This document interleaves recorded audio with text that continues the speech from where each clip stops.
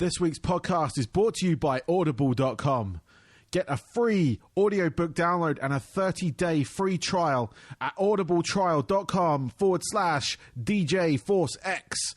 There are over 180,000 titles to choose from for your iPhone, Android, Kindle, or MP3 player. This episode of the DJ Force X podcast is proudly sponsored by Fixed. Fixed is a fan and artist-friendly independent record label that specialises in hybrid electronic rock. It's home to the likes of Celduella, Blue Starly, I Will Never Be the Same, Richie Nix, The Algorithm, Voicians, CD Akira, and a whole bunch more. Check out their latest label sampler for just $1 at their official store, fixedstore.com. That's FIXT store.com. Save 10% off your first order by using my coupon code FORCEX. That's FORCEX. They have loads of shirts, hoodies, stickers, posters, and many other accessories for all their artists. And this is available worldwide with fantastic international shipping rates to go with that. So head over to fixedstore.com and check them out. And don't forget, use my coupon code FORCEX.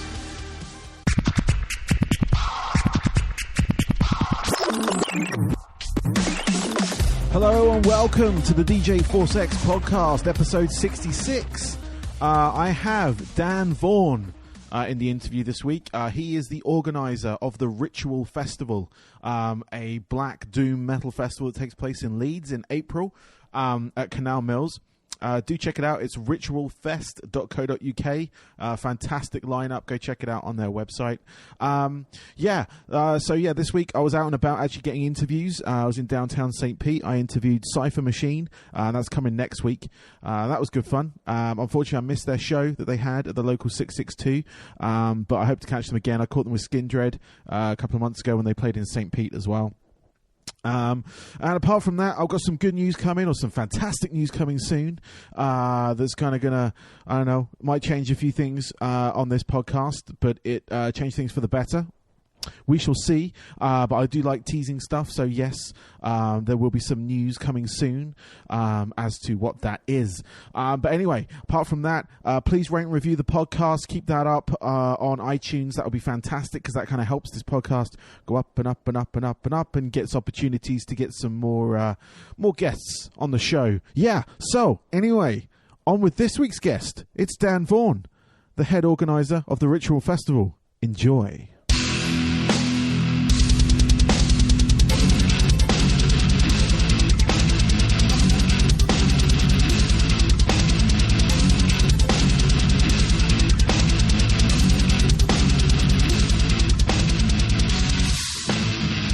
I'd like to welcome to my show this week. I've got another industry special.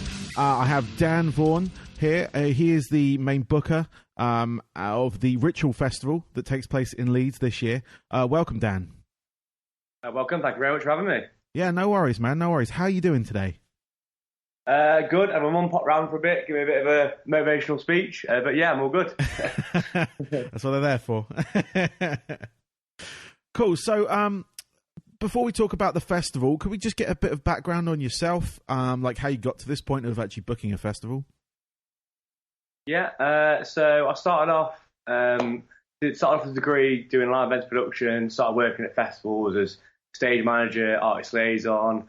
I was on sort of helping other festivals out, helping out other promoters, and it got to the point where I was like, well, I think I could do this, and there's like a bit of a gap in the market where no one else is doing something like this. Yeah. But I'll just give it a shot, and I used my student loan to sort of fund the first one. Now I finished university, I'm kind of like, well, make it my full-time job now. So gone ahead, done Dreadfest and Ritual. I'm sort of going ahead with that, really. Cool. So, I mean, leading up to it, did you promote smaller shows to start with? To kind of, obviously, I know you said you were working with other promoters and things, but before you sort of did your own festival, did you like test the waters with a couple of like smaller shows? No, just went straight into it. When I was working with the promoters, it was more me sort of doing the doors with them, understanding how they did it. Yeah. And I just went all in. Cool. Yeah. Usually the best way for it. So, so what made you? Obviously, you said there was a gap in the market, but this is a kind of a doom death metal festival. What made you pick that particular genre? What did you is up in Leeds? Obviously, I've not been in England for a while, but in Leeds, is that scene quite big there? I'd say the North of England is good for it. It was more a case of what I was listening to at that time. Okay. And I thought there's no point me picking a genre area that's not really my thing. So I sort of started on the genres I wanted to do, really. Yeah. Cool. So, Ritual Festival. It's coming up in April 8th, to be specific. It's a hell of a lineup. I've got some of the bands listed here in front of me. We got Anal Nathrak, All Pigs Must Die, Bosk, Canvas, and there's a whole bunch more. And it's only £30. Is that right? Yeah, that's it. Yeah, £30. That's it. And where's that taking place in Leeds? What's the venue? That's Canal Mills. Normally, it's a sort of a dance late night rave venue. Yeah. But so one of my friends did Outbreak Festival there that had Trapped Under Ice, and they've had Turnstile and stuff like that. So I knew it would kind of work well. Yeah. As a venue, and apart from that, in Leeds we haven't really got anything bigger. Obviously, Damnation used Leeds Uni, which is too big for what I was doing. So I was lucky that I knew about that venue at the right time, and it's I like it because it's got that kind of warehouse feel to it, but it's also got sort of a good sort of access route, so you can sort of enjoy the bands. The second stage is literally 2 seconds away. They're literally like the next door to each other, the two rooms. Yeah. And then there's a nice outdoor smoking area where people can sit down, and food's outside. So it's got a nice sort of venue feel to it, rather than it just being a normal venue where you walk in and there's one room and then you walk outside and that's it. It's got a nice feel to it. Yeah, cool. Because I did look up the venue online, and like I said, it looked like a dance venue, like just nightclub. Yeah, and I was making sure that was the right place that I looked up. That's kind of cool because I used to DJ in the UK, rock nights and stuff, and it was a big old nightclub. But we had like live music there as well. But having like the rock kind of stuff going on there was unusual because it was kitted out like a full kind of, almost like one of those kind of super clubs from back in the day. It's one of the benefits of having a venue that's had like dance nights is when we're doing the sound checks and stuff like that. We're putting through Electric Wizard, and we're seeing how far we could go with it on the bass levels. And we're like, yeah, we've got enough here. That's definitely the levels they're going. Yeah, that is the advantage of those venues. They have that low end benefit that you don't normally get with a lot of shows. So cool. So what was my other question? Sorry, lost my train. There it is. So with this with your festival, you said you book another one as well. Yeah, we did Dreadfest, which is is less than 2 weeks now at Temple Boom. Temple Boom is probably, in my eyes, the best DIY venue in the UK. Yeah. They just recently had the Infest, Siege and Drop Dead, last weekend Nacho show. They had Discharge last month. They got some more stuff planned, so it's on the up. And cool. I thought I'd put a 2-day festival in February, which is in like just over a week, with Hood and Business, Conan, Viscerax, Horse Nation, Endless Swarm. Good mix of sort of doom, a little bit of death, and then mainly grind, power violence, and just proper DIY party music, really. Nice. And how much is that one? That one's 30 for a weekend and then 20 for a day ticket. Excellent. Cool. So with that, booking these bands, obviously, booking these festivals, I should say, and you say it's a full-time job.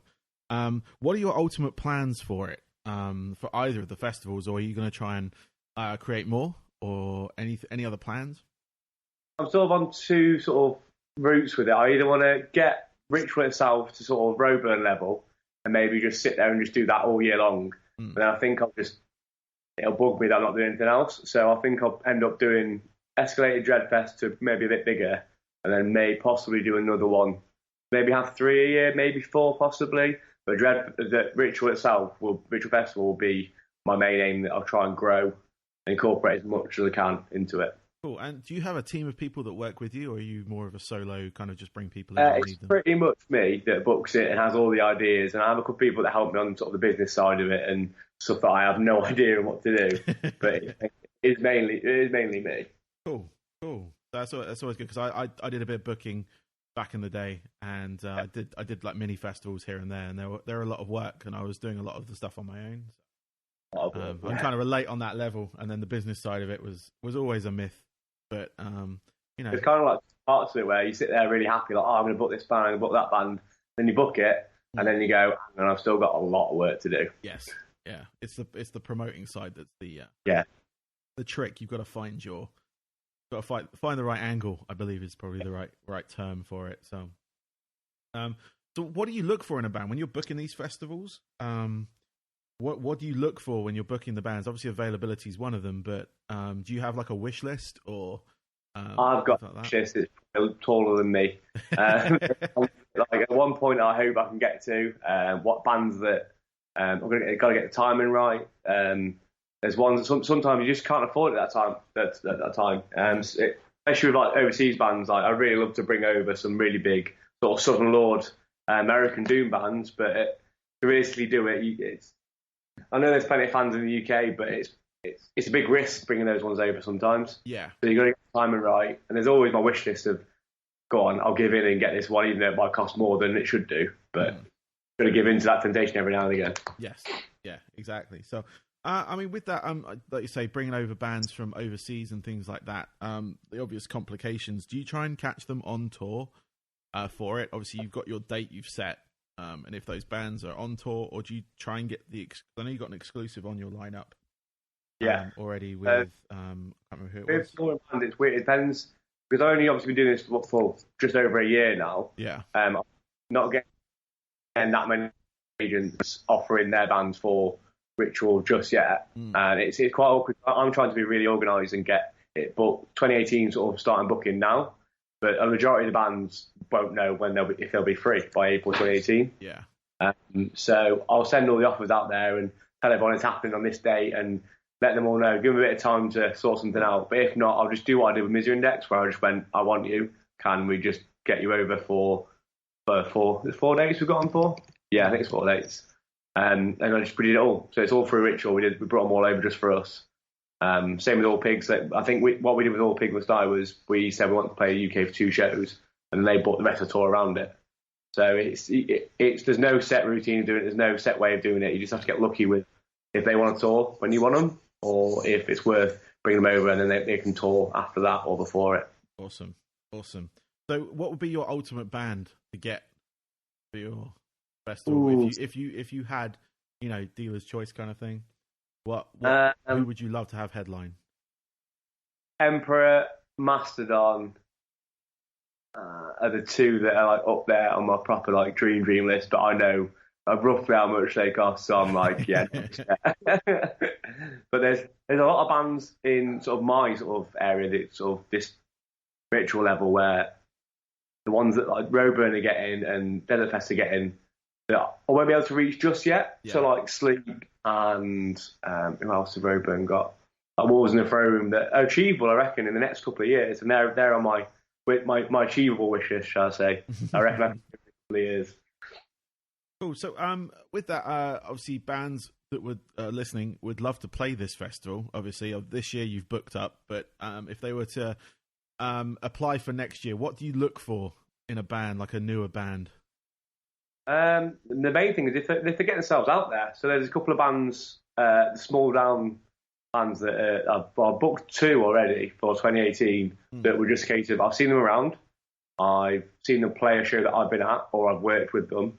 I think they're going to be bigger in the next year or so. So it's a bit of a punt on my end, thinking you can have some recognition by trying to play Ritual. Yeah. Mainly it's I have a lot of bands email me, and I always try my hardest to try and email them back or front end message on Facebook about, this festival's booked up, and I mainly just say to them that I curate your Ritual itself. I pick the bands on purpose. It's rare that I'll get a submission and I'll put them on, but what I do tell them all is if you play around these, let me know, and I'll come see you, and I'll try and work you onto one of my lineups. But the majority of the bands will have been on one of my lineups for my smaller other shows. So like Conjure have been on my smaller shows before.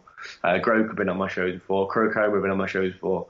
If you can manage to get on my other ones that I do throughout the year, there's way more chance of you getting on the festivals themselves. Awesome. Thank you for that. So I've got a couple of questions left for you. Just a couple of like generic questions that I normally throw out. So when obviously promoting the amount of shows you have and work with the amount of shows that you have worked on, what's the most bizarre situation you found yourself in? I don't think I've had any. I've only been doing it for years, so nothing weird just yet. Nothing working with other people or anything? I've had some odd, like, after-hour situation where I've helped people out with bands stopping at mine where it's just the party's not really ended. I think, who was it? I had the Ritual all day with Ohms, Fast, Conjurer, and I had one half of Ohms here. And then they were playing, I think it was Red Sun for James down in Cardiff the next day. Yeah. And they were in an absolute state, and he blamed me for it. I was like, oh. That's probably the weirdest thing that's happened so far. Nice. I reckon Dreadfest, I'll have some more stories for you. Nice. What are your 3 top albums of all time? Ooh. Well, Between the Buried and Me, Parallax 2. Cool. Emperor, Night Side Eclipse. And it's going to be an odd one, and it's always in my list of top 10 albums. Is Basement Jaxx Ruby, always in there. I love that album. I absolutely love it. Nice. I like the variety there. That's good. Awesome. What are your hobbies away from this? So when you're not working with your festivals and shows and stuff, what do you do away from the music? Just go to more gigs. That's literally what I do. It's a bit weird. Yeah, because I'll stand there and I'll watch like support bands and name bands, and I'll be enjoying it. But I go into like a weird, like zoned out space where I'll be thinking of other shows and I'll be thinking of ideal sports. And I've been told off a couple of times at gigs for like using my phone while bands are playing.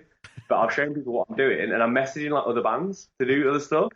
So it's kind of like my really weird sort of like thinking time. Yeah. Which that's what I'll do now is literally go to shows, listen to music, plan Ritual. That's just all I do, really. Okay, fair enough. And finally, where can people reach out to you? Where can they find out about the festival and everything?